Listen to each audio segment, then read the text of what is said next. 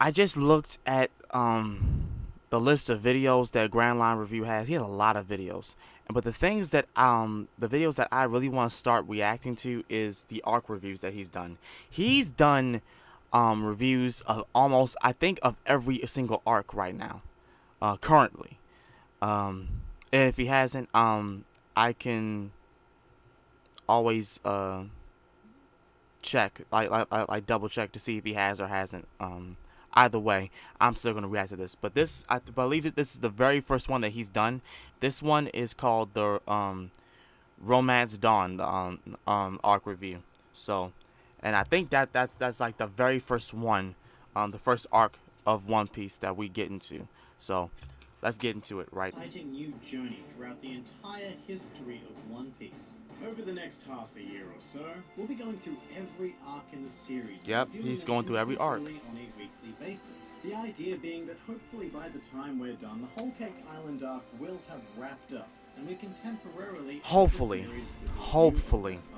But that isn't Cause Toei, I don't know what they doing, man. For now, we are going to step right back to the beginning with Romance Dawn. Welcome to the very first arc review.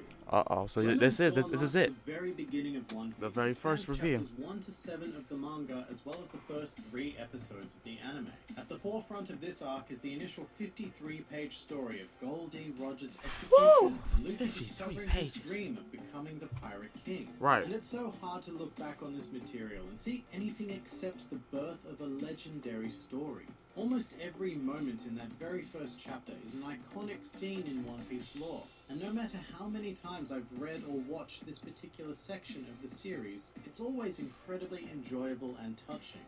But that's not all Romance Dawn has to offer. This arc sees the introduction of my personal favorite character, Roanoa Zoro, and his absurdly short backstory. Seriously, this flashback is a mere 7 pages long. But hey, I will never complain with getting to the point quickly. These days, Oda really takes his time crafting every story element under the sun, which, to be fair, I also love. But it is pretty amazing to see just how much a young Oda could fit into such little physical space. It's just such a fine example of condensed storytelling. Of course, this arc also introduces us to Kobe, a character who begins his own journey in tandem with Luffy. And his arc is quite similar to Luffy's, actually.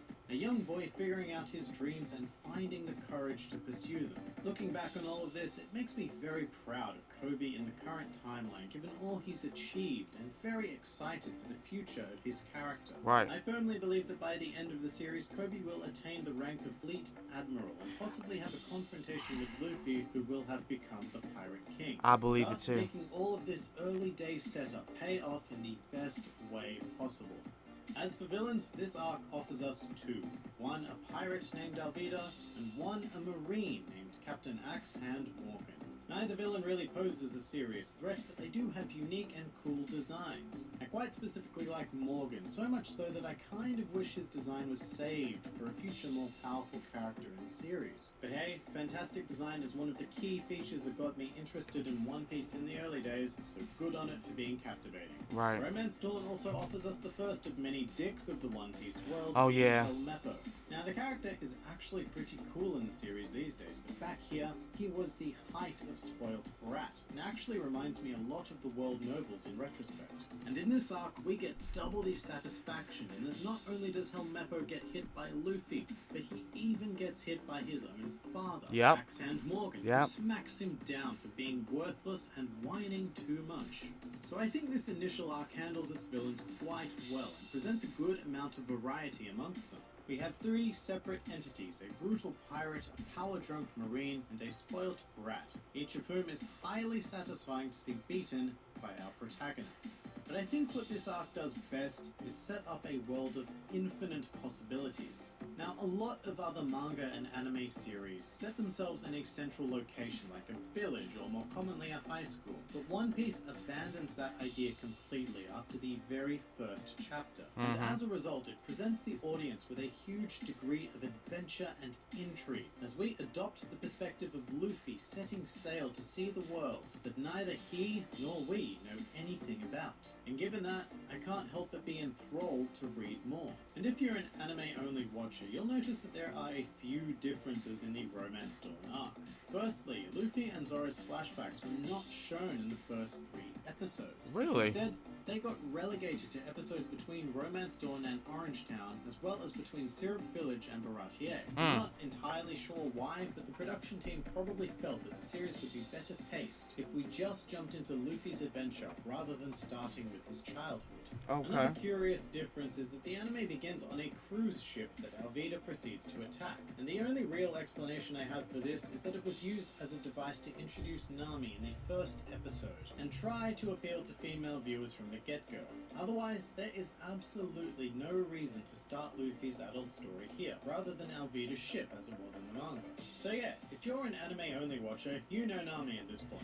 That's Well, at least one of the you know reasons why I want to watch, Actually, well, fun not fact, watch, in but read the anime, manga. Nami is the very first Straw Hat to appear in the series, even before Luffy. But Yep. those differences aside, Romance Dawn was a fantastic beginning to a series and demonstrated a hell of a lot of potential going forward. In hindsight, we of course know that One Piece would go on to surpass anybody's expectations, but we will get to that in good time.